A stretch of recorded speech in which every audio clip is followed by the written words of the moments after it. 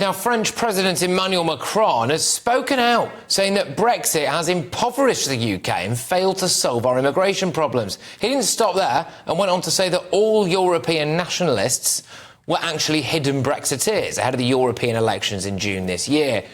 Was that all? No. Apparently these hidden Brexiteers have also distorted the European debate and have glossed over the risks of leaving.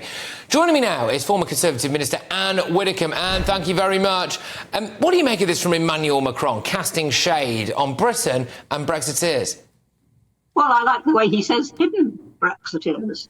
I would rather hope that if there really was a movement in any country to leave the EU, that it would be anything but hidden. But I would also say to any country considering leaving the EU, do not do it the way that Britain did it. Have a clean break and negotiate from scratch, because otherwise you end up as we have ended up, which is still under the EU thumb. OK. Has Emmanuel Macron got any right to talk to us about how Brexit hasn't allowed to control immigration? I mean, isn't his government responsible for half the people coming across the channel? He's allowed to express a view, but I mean, it is farcical. We're now the fourth largest exporter. Before Brexit, we were the seventh largest. You can point to all the trade deals that we've done. So to suggest that Brexit has impoverished Britain is a nonsense. And as for blaming Brexit for the migration levels, the fact is that before Brexit, we were hardly sending anybody. I think it was about 30 people back to the safe country that they'd come from. So, no, he's completely wrong. He knows it. Why is he so defensive about Brexit if he thinks that Brexit hasn't actually worked? Why is he so defensive? Absolutely. Great point. Now, I think he's previously said he wouldn't give them a referendum because the French would vote to leave as well. So that kind of reveals all. Can I just nip us north of the border, Anne, if that's all right, and just have a little chat about what's going on with the SNP. So John Swinney looks set to become Scotland's next First Minister after Kate Forbes confirmed she would not challenge him for the SNP leadership. As the former Deputy First Minister and party leader, he announced his intention to succeed Humza Yousaf. What's your take on this? I mean, Kate Forbes seems to be someone who's eminently more electable, no? Well, there isn't exactly a rush to become the leader of the SNP, is there?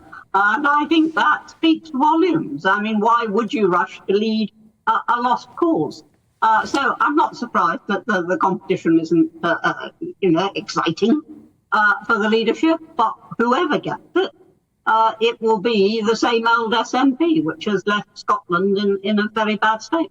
No, indeed. I'm hoping that I might be able to play you a couple of clips in a minute or two from an event that I was at earlier on in Peckham. But I'll just stick with the SNP stuff for now, because Kate Forbes' big barrier in the last round of elections appeared to be the fact that she was actually a Christian who had conservative Christian beliefs, OK? Do you not find that slightly bizarre that, you know, in a Christian country, that could be a barrier to someone? I find it extremely disappointing, but I don't find it remotely surprising. We know from what happened, for example, to Tim Farron when he was leading the Liberals. Yes. We know that it is very hard to be an outspoken Christian and to actually stand up for what you believe, and to be, elected to high political office. So it doesn't surprise me. It does disappoint me. OK, let's just... I'm just going to play, like, some images, basically, of this protest that I was at earlier on, and I want your view on it, Anne, right? So I think you sat and watched what went on earlier on in the show of, people blocking a bus that was supposed to be taking asylum seekers, illegal immigrants to the Bibby Stockholm barge. And Anne, mob rule won today. Well, that again, though it's disappointing, is not surprising either. Because the police have been very, very weak about the way that they've dealt with those protests. Now, if that bus is on a lawful occasion, then they are obstructing the law, and therefore they really ought to be arrested, full stop.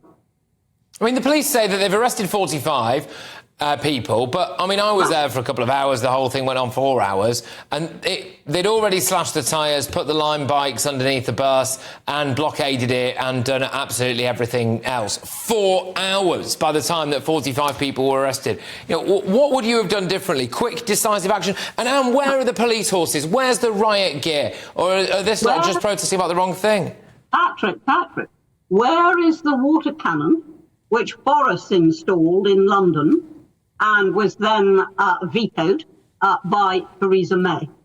What we actually need is some pretty drastic action to get the message over. You do not violently obstruct any lawful thing that is happening. Ann Widdecombe, where's the water cannon? Fantastic note to leave on there. Anne, magnificent as ever. That's former Conservative Minister Ann Widdecombe.